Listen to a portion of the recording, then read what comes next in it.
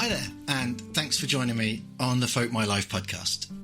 If you've been listening each week, then you'll have gotten the gist of the format by now. We usually sit down for a good chat with some amazing artists from our weekly playlist. We publish a new weekly list every week on a Monday, and it contains 20 gorgeous folky sounding songs for you to enjoy. And what I hope is that you'll occasionally find a song on that list that really touches you, or you'll discover a new artist which you just can't help listening to, and you go off exploring an entire back catalogue of somebody you've never even heard of. That's kind of the point of the list. And it's that process of sharing songs that you love with each other that really keeps us doing what we're doing. Well, one afternoon, I was trawling through my usual streaming platform, which I affectionately call Iffy Spot, and I came across a song which is a real earworm. The guitar on this piece is delicious, and the title Yuri Gagarins Banjo just appealed to all of my weak spots. That's a song to me that really led me down this amazing rabbit hole of music, which I'm sure we're going to get into during our chat today. The thing is, I don't really know how to start this episode properly, because I discovered shortly after finding that song and falling in love with it that Pete Scott had passed away on the 13th of February 2023. And since discovering that song, I've been deep diving through Pete Scott's back catalogue. It was so heartwarming to find this amazing Substack, which I really want you to discover. It's by Amy Claire Scott, who's Pete's daughter. And I discovered her intentions to start sharing Pete's music and distributing his story with the world. So this week, I've got a really bittersweet episode to share with you, and I know that I'll probably get emotional during this conversation. My guest this week is Amy Claire Scott, and she's talking about her dad, Pete Scott, one of the folk world's most unsung heroes. Amy, welcome to the podcast. Hi, thank you for having me. You're so welcome. And it's one of the hardest podcasts I've put together so far. I've been so nervous about this project with you because Pete's music is outstanding, and it was so difficult to kind of understand how we put something together like this. I was just saying I was introduced to Pete Scott's music through Yuri Gagarin's Banjo, but can you tell me about the first time that you heard it as Pete's daughter? Yes, so he'd actually been working on a completely separate song which he never finished, which was going to be called Cliché Guevara, and it was a comedy song, and the idea was it was a revolutionary, but all of his ideas were really old pat, and they weren't really getting off the ground because they were such cliches, and he had little scraps of it. And I was really keen on the idea, and I was always asking him, have you finished that one? Because I think it's going to be really funny. And there was one day I asked him about it, and he said, I haven't finished it yet, but I've got a tune I've been using for something else, and I realised it'll work. It'll work really well for Cliché Guevara, so I'll play you a little bit. He played me a little bit, and it was good, but it was just, scraps here and there. It wasn't finished at all.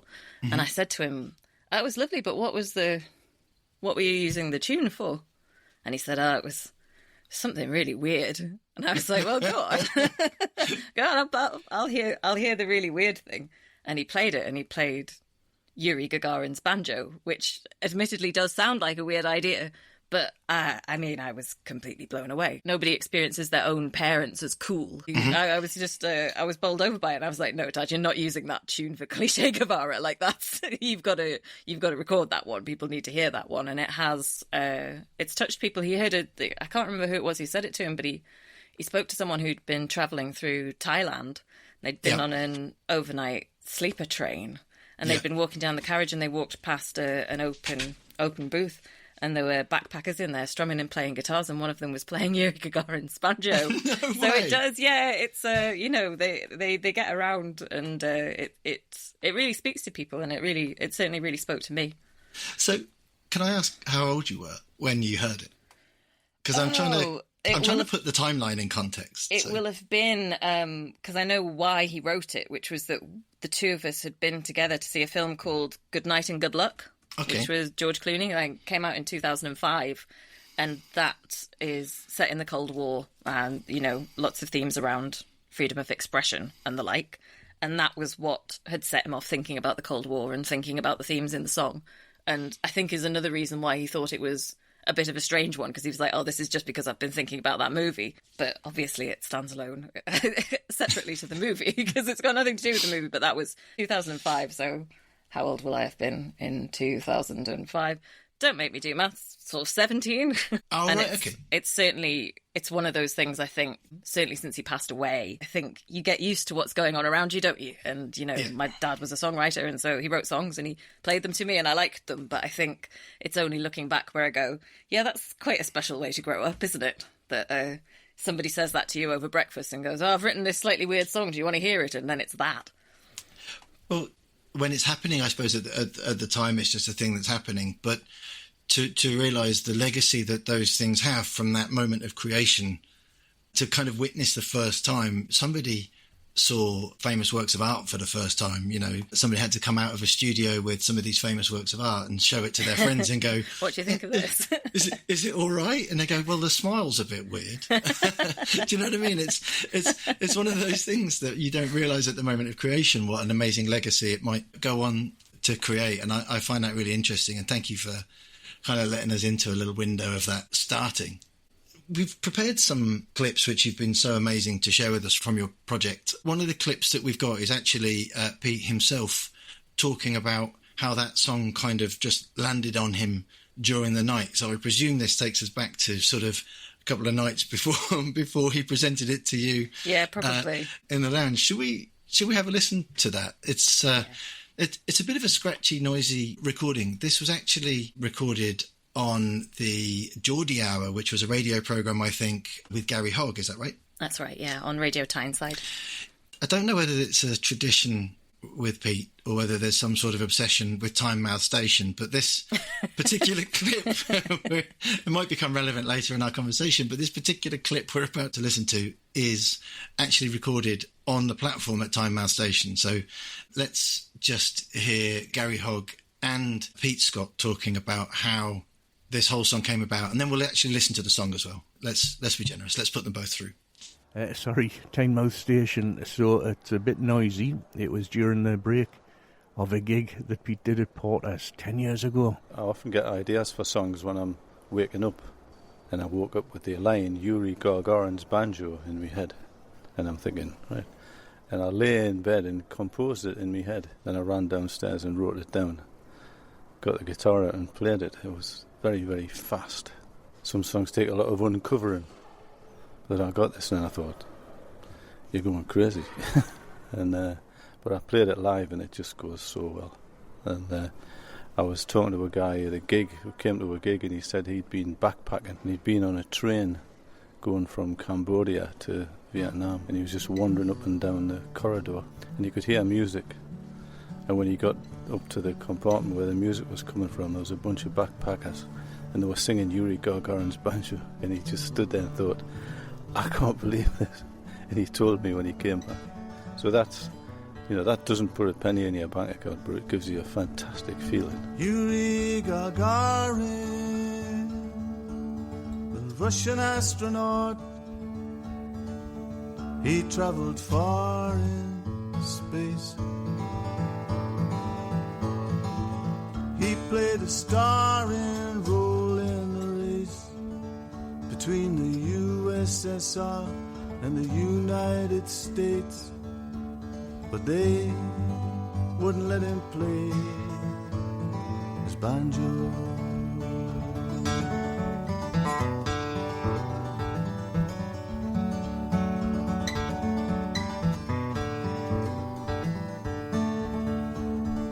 Yuri Gagarin wondered what the people do when they are in space. Must feel so foreign to be chosen for the chase, to colonize the skies, to see God's face. But they wouldn't let him play his banjo.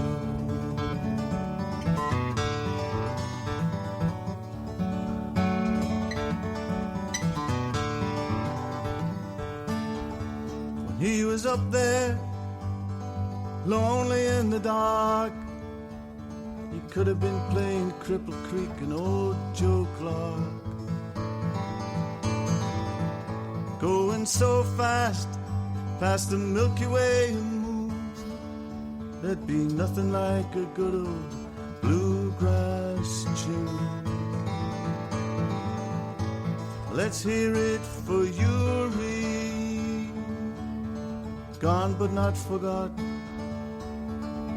I'm pretty sure he'll be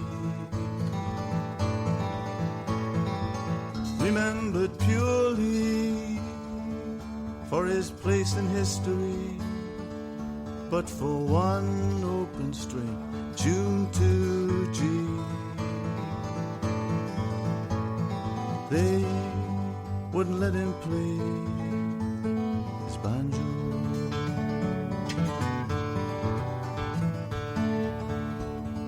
Yuri Gagarin, the Russian astronaut, with the Tsar in place. There'd be no Stalin, and barring accidents of fate, there'd be no totalitarian state. Would they have let him play his banjo?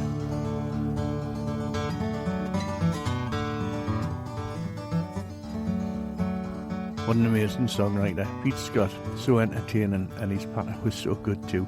Yuri Gagarin, I always put Pete up there alongside the likes of Jake Thackeray Yuri Gagarin. as far as laid-back, entertaining songs and patter go.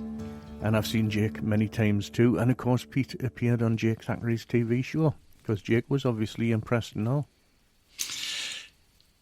It's so lovely hearing Gary talking about Pete. That was actually a recording of some of Pete's comments from a previous Geordie Hour show. So that was taken from the tribute that they put together for Pete, I think.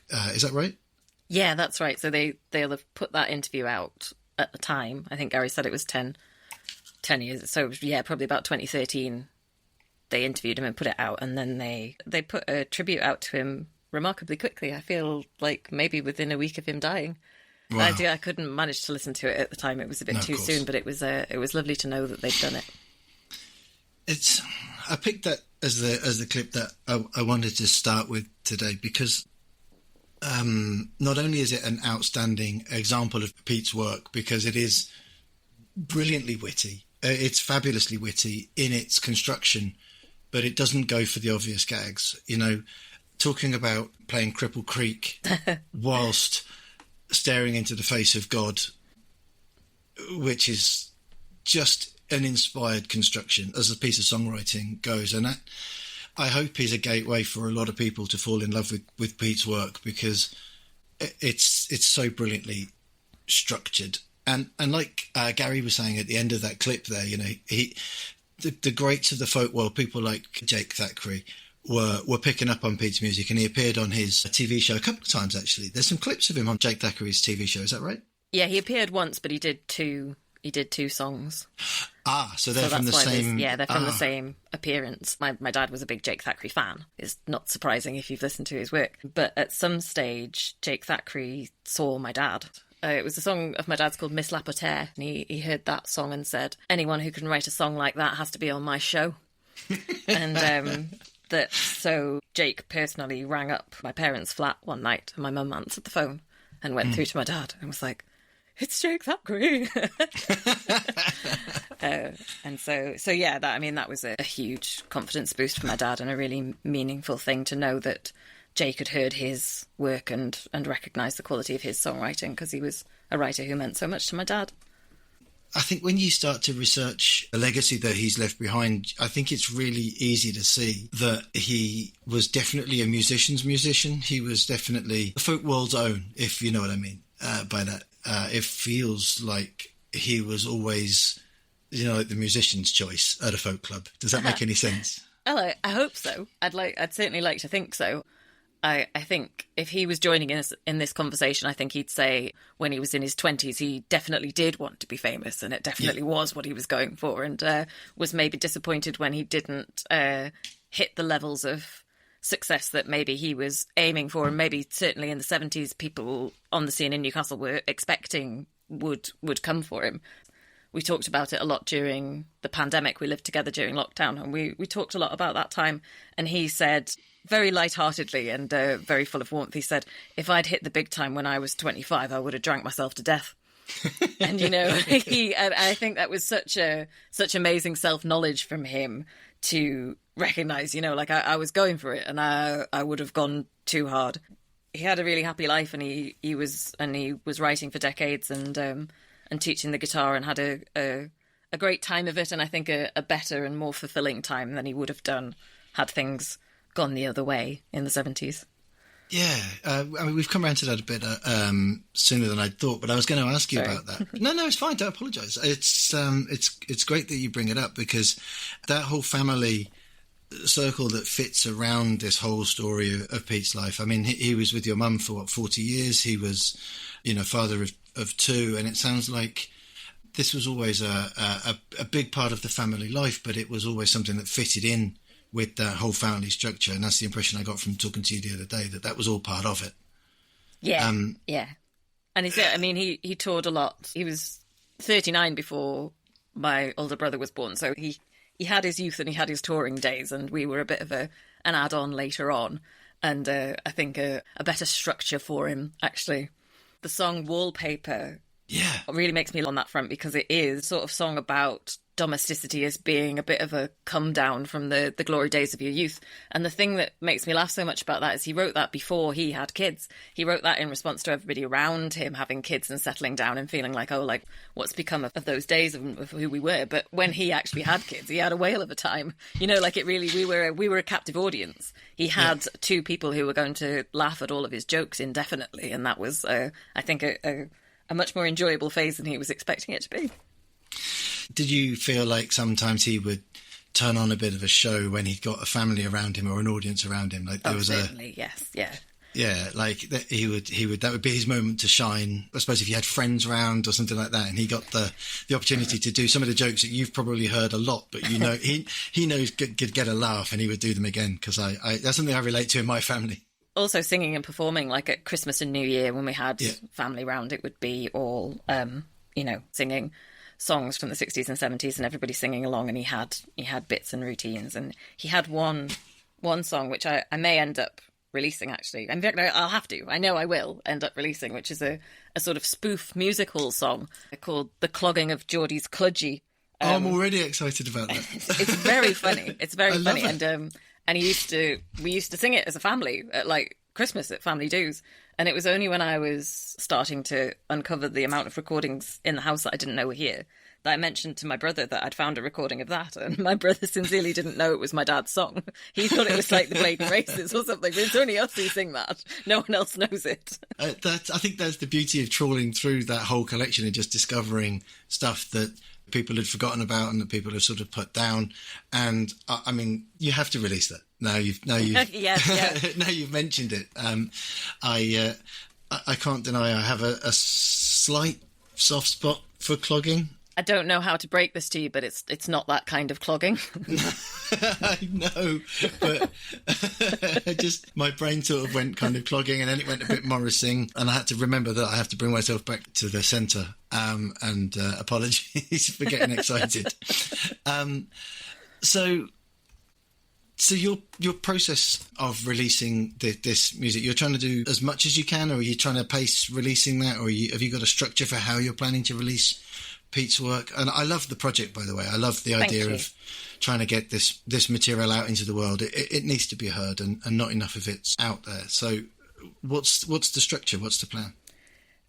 Oh, there's no plan. Well, I'll tell it as a story rather than as a plan, because Please do. That's the only way I can function. So after he died, I was looking for his will, which I was expecting to be difficult.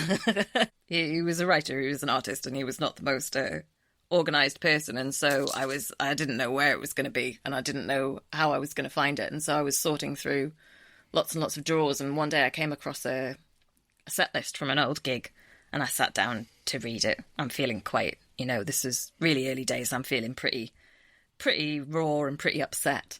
And it had a song on there called California, which he never recorded, or so we believe. And when I saw it there, I realised I couldn't remember how it went. And it was just such a low moment for me personally, where I was like, oh, I'm not going to hear that again. Well, I can't remember how it goes, and it's gone, And I've promised myself I'm not going to cry on this podcast. But I felt pretty low after that. But it occurred to me that, because he didn't throw anything away, that the lyrics must be somewhere in the house. And there was no use to say, I'm not going to drop everything and try and find these. But I just thought, give it up to the universe. Put it out there that I'd like to find the lyrics to this song. I'd like to see them again. I'd like to remember how it goes, and let it go and forget about it. And a few weeks later, I was sorting through things in a loft, and I found a CD. And the label on it was clearly from a guy called Ken McKenzie, a sound engineer who produced 2 of my dad's albums. And it looked from the label like it was songs that didn't make it onto the album Why Sing Goodbye songs. Yeah. So I put the CD on, and I heard a song called Payday, which is another one I'm going to have to put out. And as soon as I heard that one, I knew that it was from around the same time as California. And a couple of tracks in, it was... So I didn't find the lyrics. I found a studio recording of the song. That was the first time where I thought, I wonder if there's enough of these to put out a posthumous album, And that was the first time I thought about it. I thought maybe if I found 8 songs, I could say I could do an album. And long story short, I found a lot more than 8 recordings. I found a lot more than 8 recordings, including... not long after that, I found, organised and in order, 12 tracks from the 70s. And I don't know who put them in that order, but it was that thing of when you played it through, it's like someone's decided on this. Somebody knows this is a running order that works. And so that's an album that I put out in 2023 called Brand New Smile. I picked that as the title track because it worked for me personally, for what the album meant to me, because... it was obviously such a hard time, but this is to find, essentially a full album from the 70s that I didn't know existed. I did not see it coming. I had absolutely no concept when I lost my dad that anything like that was going to happen. And it really was a brand new smile for me, because aside from anything, I say this all the time, and I really sincerely believe it. I love that album. And if that album was by somebody else, I would love that album. It's great songs, and it's just my sort of thing, and I love it. And it was something that came out of that year that it wasn't just a consolation, It was something genuinely great, and that genuinely wasn't going to happen until that point in my life, and until that point when my dad wasn't around anymore. And it was just this total surprise. And now, of course, it turns out that that's not the end of it. And as you say, and I'm pleased to hear you say I have to put it out, because I think sometimes I feel like, oh, it's a bit self-indulgent, this, constantly putting all your, it's been a couple of years and you're still putting all this stuff out. But when I hear some of the songs I've still got and that no one else has heard, I think, it would be a disservice to everybody not to put them out, I'm sitting on some great material at the minute. Yeah. I don't think that answered your question about my plan. No, do you know what? It was better than answering my question, because my question was the wrong question. What you've done is you told us exactly why you're doing what you're doing, and it's amazing, because that music does need to get out there.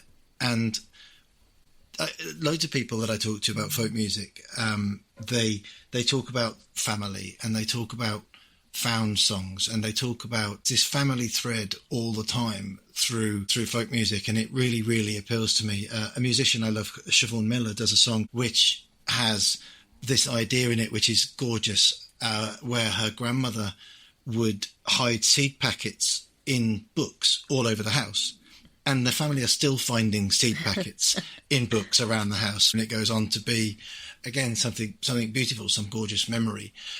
And that kind of the same thing is happening, I think, with you, is that this idea of you just discovering things and getting that material out in the world for people to enjoy is just really, really important. And I think I speak for a lot of people who love Pete, who thank you for doing what you're doing, because without you doing it, we wouldn't be able to hear that stuff. And it is really, really important to do it. Can we talk about Pete's humour? Because yes, he is so funny, and funny in a way that really deserves our attention. And I want to play a clip just to give you an example of how irreverent and how sophisticated Pete's humour is, because it takes a few seconds for the penny to drop, and it just comes in between tuning his guitar, which is gorgeous. Let me play this. It's tuning up. I remember him, he said to me, "Nothing rhymes with orange." And I said, "No, it doesn't."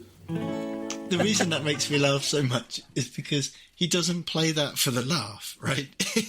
No, he's just filling in time while he tunes up for the next one. I have to be honest, I shamelessly stole that joke in a conversation 2 days ago, and 3 people looked at me completely blankly.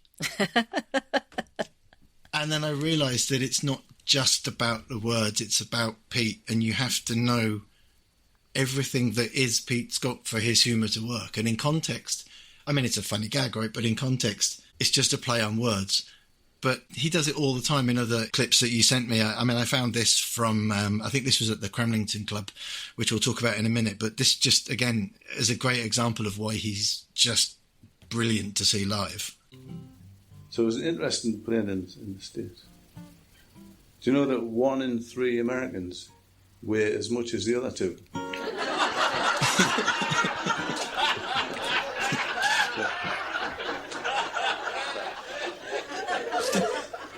I deliberately didn't take all the audience out of that clip, because you can just see what happens in that room, in that moment, when he's halfway through a story, I think, introducing another one of his tracks, which we'll talk about in a minute. But that light and shade seems to come through all the time in his live performances. Did he get nervous before performances? Because he doesn't ever seem to come across that way. But he had a very cool dude persona. He always seemed extremely unruffled. People always thought he was stoned, although he wasn't. But no, he did get nervous. He did get uptight. I think largely because he took it very seriously that anybody had bought a ticket to come and see him. He took that really, really seriously. And so he felt a huge sense of responsibility to put on a good show and to make sure that people got something out of it that was worth their time and worth their effort. I got that impression when I was hearing something else that he was talking about, that he actually cared about the show that he gave, and that people went away feeling like they'd gotten what they came for. Like there's a Pete Scott way of doing things to some extent. Can I bring in another clip of Pete talking again to Gary Hogg, just about launching his new album, which is at the time was Songs to Sing and Jokes to Tell. I can't remember what year that came out. That would have been 2013. Would have been around, about 2013. Yeah. It's got the beautiful song Bought and Sold on that album, which is such a stunning song. So this is Pete talking to Gary Hogg about the launch of his new album in 2013, which is just great. Gary Hogg with your Geordie Hour here. That's Gary at thegeordiehour.co.uk if you fancy getting in touch. And we're here with Pete Scott, having a quick word before he does his concert at the Mining Institute on Westgate Road to launch his new album. Everyone's piling into the old library downstairs, but we've come upstairs to the gallery, where it's a bit quieter. Here's Pete to tell you what to expect. My last album, Why Sing Goodbye Songs, I did the launch for that here in the lecture theatre. That was a little bit formal, but it was good fun. But tonight we're in the library, which is a beautiful room with a fantastic stained glass window that people will be looking at instead of looking at me, but I'll just have to put up with that. It's going to be a bit of competition. The album is taken a bit of making. It was a difficult album in a lot of ways for various reasons, but I'm proud of the songs on it and I'm pleased with the way it's turned out, and I've come here to launch the album. On my last album there was a song called Fantastic Pasty, which has become the song I'm most famous for. It's a song I'm very proud of. I walk along the street and people shout out, "Have you had your pasty?" Which is great. That would annoy some people, but I think it's great. So tonight I thought we'd have a launch at the Miners Institute and everybody gets a free pasty. And so far they've been gobbling them down. And I'm going to do a set of music in a minute, and I might get a pasty myself. I've got mine in my pocket for later. And Gladys, the producer's hanging around the table outside just in case you've ordered too many. So, a track from the new album, Songs to Sing and Jokes to Tell. What's this one about? We're going to hear My Ipod Has Turned Into Hank Williams, which is a song that I wrote. It's a kind of technology song. Machines doing what you tell them when you really didn't want them to do what you told them to do. And I put a lot of Hank Williams onto my iPod. I put it on shuffle and all I could get was Hank Williams. And, you know, I love Hank Williams, but sometimes you want something a bit different. And that's where the song comes, My Ipod Has literally turned into Hank Williams. I've got the great Jim Horsby playing dobro on it. I like to cook at weekends, helps me to chill. Like to take a step around the salt and pepper mill. And while I'm slicing onions, it's like therapy to me. I like to play my music, it's heavenly. But my iPod has turned into Hank Williams. It's the only stuff the thing will play. It's such a great recording, that. And thank you so much for sharing all of these clips of him, because the recordings of the live shows, like at the Cramlington Club and the album launch, just, I think they're things that people will really enjoy hearing. Can you tell me about the Cramlington Folk Club, please? The Cramlington Folk Club was by far my dad's favourite gig. He loved playing there, and I think they'll be happy for me to say that they loved him. I think a lot of the floor singers would do covers just on their singers' nights, and so whenever he was there, everybody knew all of the words, and they all put beautiful harmonies on in the choruses and things, and it was just his absolute favourite place to play. Although, if any of them are listening, they'll be thinking it might have been his favourite place to play, but he never learned how to drive there. And we would get lost every time. We would get so lost every time. I don't drive, and so I would be going. If anybody's listening who saw him live, he would always refer to me as the marketing department. So that was me. But by which he meant I would say things like, if you play a song and it goes down really well, do you think you should tell people that it's on an album they could buy over here? That was the hard selling tactics that he was avoiding. Yeah. And so, whenever we went to Cramlington, he would inevitably get lost and we would turn up late, and I think they just had to. I hope they know it wasn't personal, it was just poor geography. It's so nice to kind of imagine you guys going down there together, and it seems like it's such an amazing thing to have been able to see him live and to be part of that. After that album and that album launch, we come on to another album that Pete released. Was it? I don't think it was the last album that Pete released, or was it the Sweet Dreams album, Sweet Dreams of Contentment? Interesting to hear him playing with musicians on that album as opposed to just on his own. Yes, although firstly I should say about the reason that album came about was that it was a collaboration with two visual artists. Yeah. Two artists called Val Close and Brian Ord. Yeah. And they, between the three of them, Val, Brian and my dad, they shared titles and produced, so Val and Brian would produce paintings and my dad would produce a song under the same title and bring in their own attitude, their own interpretation to the title. So that was how that came about.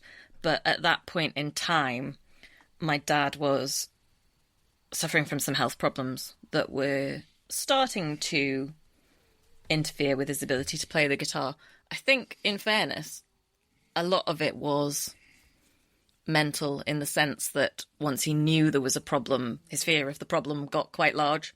Whereas really, he was playing his guitar perfectly fine at home, even up until the weeks before he died. He never stopped playing. His health problems never really interfered with him playing for himself, but his fear of it interfering, I think, did start to get to him. And this relates to Cramlington Folk Club, actually, because it reached a sort of crisis point for him where he cancelled a gig up there because he felt that he wouldn't be able to play. They were very understanding, as of course they would be, and as of course I told him they would be, but he knew how much they were looking forward to it, and he didn't want to let them down.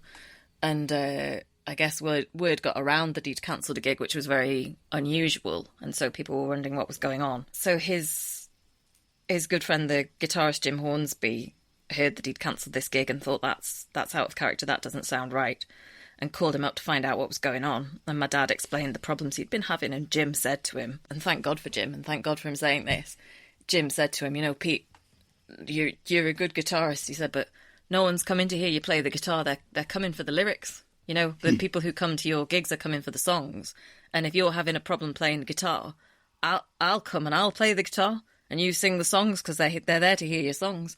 And that, it was a real shift in perspective for my dad. And I think we wouldn't have got another album had Jim not said that to him. And so Jim said, well, why not make it a whole band? So they had Jim on guitar, another guitarist called Danny Holmes, and a bass player called Chris Ringer. And my dad called them the Hired Hands. I love that. And actually, of all the gigs they did, my dad played guitar at all of them. It was the confidence of knowing that if there was a problem, it wasn't going to derail the gig. And then, in reality, he was always able to play his guitar fine at the gigs. And so the four of them are the band that are playing on the album Sweet Dreams of Contentment. And that makes it quite a different sound and quite a different vibe to the previous two, which were just guitar and voice. Yeah, it really does. And at the same time, it also speaks back to what we were talking about earlier, this whole folk tradition of collaboration and people supporting each other and people working together to bring these things out. And it's a gorgeous, gorgeous album. And in its construction and in its lyrics, which are obviously, 100% Pete, but the structure of being supported by, as I found out, he calls them now the hired hands. It becomes more than the sum of its parts, because the strength of the friendship comes through in that album really strongly too, and that's such a beautiful thing. And I'm so glad that he got to share that as maybe a swan song to some extent, to bring everybody together into that last recording in 2016. That's a beautiful thing to have recorded. And I want to bring this back round to something which you've just said as well. And, people do come for Pete's lyrics, that wit we've talked about and that humour that we've talked about and that strength of his songwriting. I can't believe we've gotten this far into the conversation without talking about the song Fantastic Pasty. We've heard Pete say that it was such a successful song he gave pasties away at his next album launch, which is just a wonderful echo of the Fantastic Pasty. And I know he was sort of almost bullied into writing a sequel to that song as well, because it is such a popular track, and it took him around the world, I guess, that song. He played that in some far-flung places from what I hear. Yes, I'm not sure it quite took him around the world, but he did. He played a series of gigs in Washington State, so on a place called Vashon Island, has a folk festival, and various venues around Seattle. He went out and played there, yeah. I think it was Pete talking about that gig, which is where his 1 in 3 Americans joke was taken from. So maybe, sorry maybe to any Americans listening. Yes, apologies to all, but I'm sure they can also relate to that. So. But he also played it. There's a charity variety show in Newcastle called Sunday for Sammy, which has, guys from Lindisfarne on it, and the guys from Halfway to Send Pet do sketches and things. And my dad did it, I think maybe 3 times. And twice he did Pasty, and one time he did, I think, Kuala Lumpur Clegg. And so that, I think, was the tipping point in terms of people starting to shout at him about pasties in the street. So the one that always sticks in my mind was that he was at the meat counter in Sainsbury's. He was buying some steaks, and he was in the process of picking what he wanted and talking to the woman behind the counter, and another customer walked past and shouted at him, "They don't sell pasties here!" And the woman behind the counter was like, "What?" And then this stranger, this other customer, reassured the woman on the meat counter, "It's a song," and then left my dad feeling like a completely, it's a song. That's just brilliant. He kept saying he couldn't go to a buffet. Really? Yeah. If he tries to eat anything, they'd go, would you not rather have a pasty? So it probably haunted him, that song. Yeah, but he was delighted. He was absolutely delighted by it. I mean, when he died, I want everybody to know that I was very grateful for this, but when he died, a lot of people brought me pasties. That's adorable. It was very touching, but I did keep thinking, it wasn't me who loved them, you know. So I don't know how I'm going to get through all these pasties. I love that. That's so funny. I picked out an example of that version. It's a live one recorded at the Cramlington Club. It's not the best audio quality, apologies, but I think it's a great version to include. You know, there's a really slick version of it on the album if people want to listen to a studio quality version of it. But I think the live version of this carries so much more of Pete's natural style through. So I'll play that now, and we'll have a listen to that.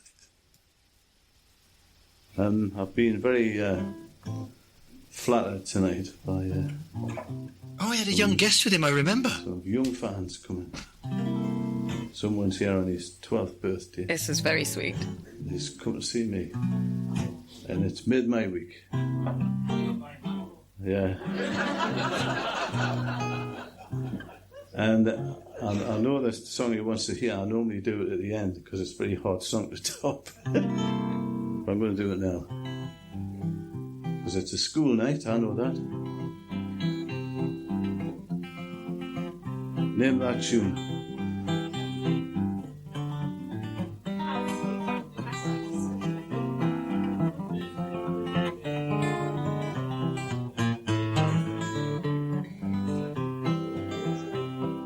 There was a fantastic pasty at the station, and I just had to have it. I said to Christine, get that smell, that pristine crust. A moment there to savour, one I wished I could record. Christine said, I'll go and check the departures board. It was a fantastic pasty, a once-in-a-lifetime treat. From off a cart, a work of art, I hardly had the heart to eat. But I picked it up with both hands, no time for airs and graces. Christine said, I'll go and find a trolley for me cases. Well, it was a fantastic pasty, not full of ligaments and gristle. And while I ate, it tasted great, the gadgy must have blown his whistle. I realised I was alone, potentially bereft. I could have gone chasing after her, but I still had a little bit left. Well, it was a fantastic pasty, nobody could deny it. I'd offered her a bite, but she was on the Atkins diet. I ran down to the platform, I could see her from the back, struggling with luggage, trying to get it on the rack. Well, it was a fantastic pasty, not one bit went to waste. I ate every crumb and then succumbed to the scrumptious aftertaste. Oh, the memory of that pasty will go with me to the grave. The train pulled out and Christine didn't even wave.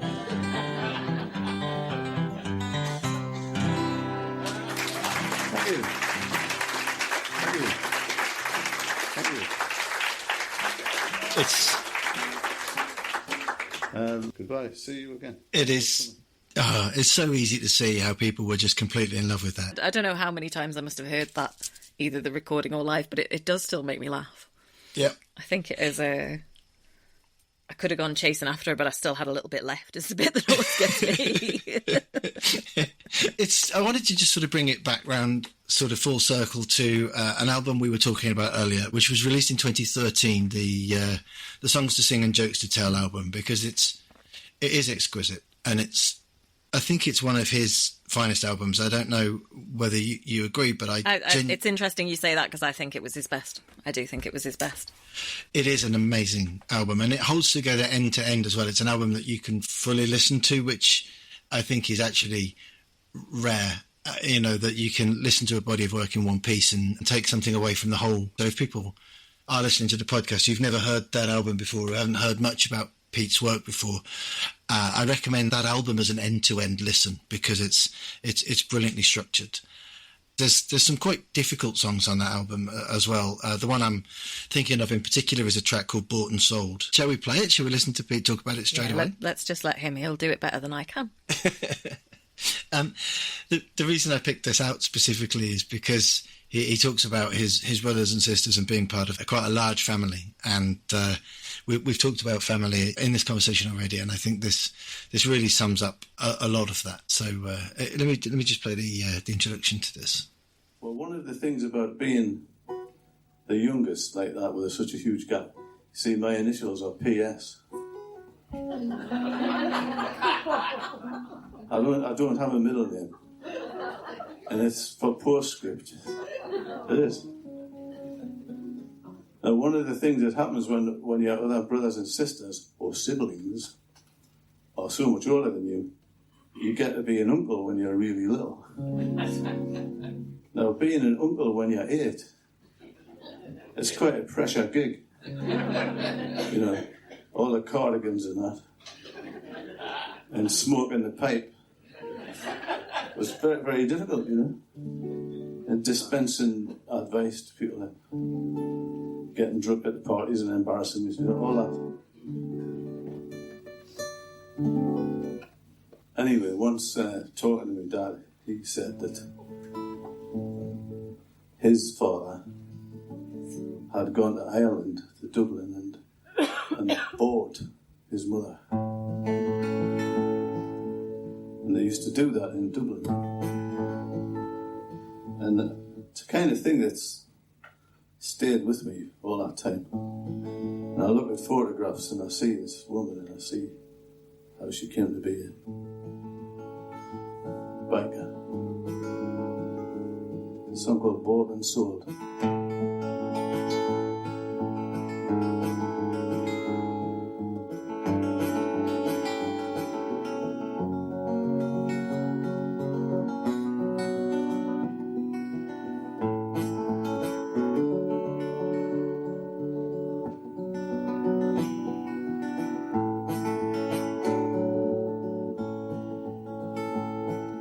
I never ever knew you, you were gone before I came.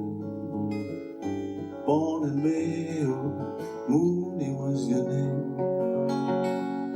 Once in an open moment, your story I was told. How you were born and sold. The thing about that song, which really got to me more than anything, is that it echoes the things that we've been talking about today. The light and shade in his introduction to a song, which is actually heart-wrenching. And as a listener to Pete's work, it is emotionally brilliant insofar as you can be laughing about Fantastic Pasty 1 minute and then just immediately take a song like Bought and Sold, which just reminds you, that there's a lot of sadness and difficulty in that whole story as well. So to have such a long family tree that extends back so far to include such difficult, dramatic things in the past. And Pete mentioned on one of the recordings that the last verse of that song, he wanted to write about the contrast with the life that he would be giving to his daughter, which is you, Amy. And, I think Pete really felt like that he wanted to make sure that the life that went on after him was not the same as the life that came before. Does that make any sense? Yeah. Obviously, it's a song that means a lot to me. not least because I'm in it, because I'm in the last verse. But I think, as he says in the opening verse, it's he never knew his grandmother, and the only information he has about her is this one conversation he had with his dad, who he was, I don't think it's unfair to say, not especially close with. They didn't see eye to eye on a lot of things, and so he just has this little scrap of a memory, little scrap of a conversation he had with his dad about his grandmother. And I think, especially now for me, now that I've lost my dad, and now that I'm doing this work of finding all these songs and finding all of these things that he had to say and that aren't out there, I think it feels like a continuation of that for me. You know, he inherited this story about his grandmother, who was born in a time and lived in a time where she was denied the opportunity to tell her own story and denied the opportunity to have any say, really, in what happened to her and what happened to her life. And I think there's something really very beautiful about her grandson, who she never knew, to write something, I think, so empathic and so moving about her, and to preserve her memory in that way. And I hope that in the work that I'm doing now, that I can preserve my dad's memory too. It is so important to make sure that legacy continues and that information is available to people, not just the music either, but the stories and the anecdotes. It feels to me like such a privilege to be able to hear some recorded sessions, especially in a folk club. There is something special about that moment, and having some great recordings from that time is amazing. I normally ask people for a folk my life moment, and folk my life moments are just those moments when you put your head in your hands and you just have to say, oh, folk my life. I'm pretty sure that there's some stories that you can share with us when either you've said that about your dad or whether maybe a few times on the way to Cramlington Folk Club. Well, getting lost on the way to the club maybe is a good enough folk my life moment as it is. But do you have a story like that you could share with us about either when Pete would have said it had he known about it, or that you've said it in retrospect on his behalf? I will tell a story that he really enjoyed telling. Please. Which was so it would have been in, I think, 1977, maybe 1976. He was making a TV special, local TV, not national. I think it was Tyne Tees Television, and they were doing slots for local musicians, and he was going to do an episode. It was going to be called Sounds Like Pete Scott. Ah, yes. And so usually he played solo. He played solo pretty much all of his life until the final album.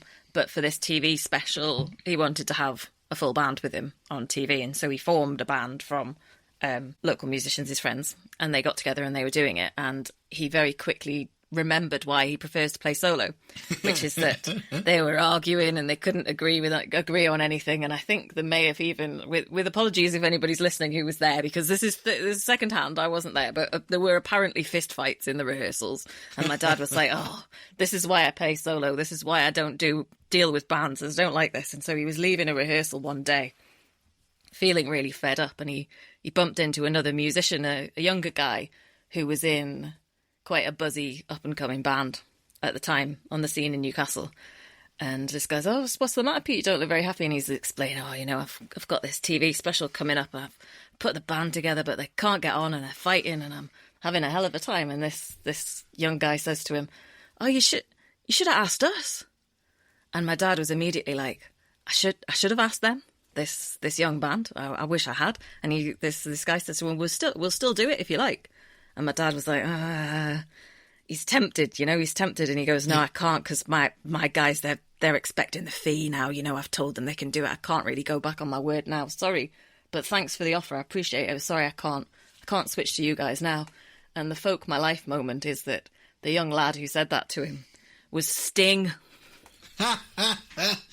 You're joking. And so if he'd said yes, he would have had footage of himself on the telly playing his stuff with Sting in his backing band. That's incredible. What a wonderful moment. That is.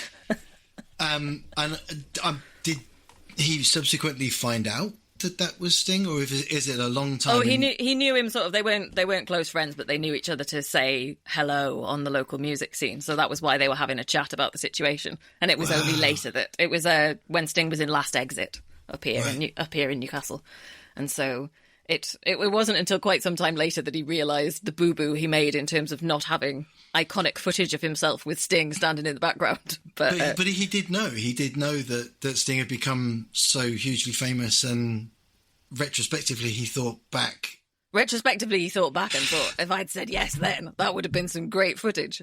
But at the time, he was just a nice young lad saying, "Oh, we would have done it, you know." I think that's the longest Folk My Life payoff I've ever heard. I mean, that's a 3-decade Folk My Life payoff.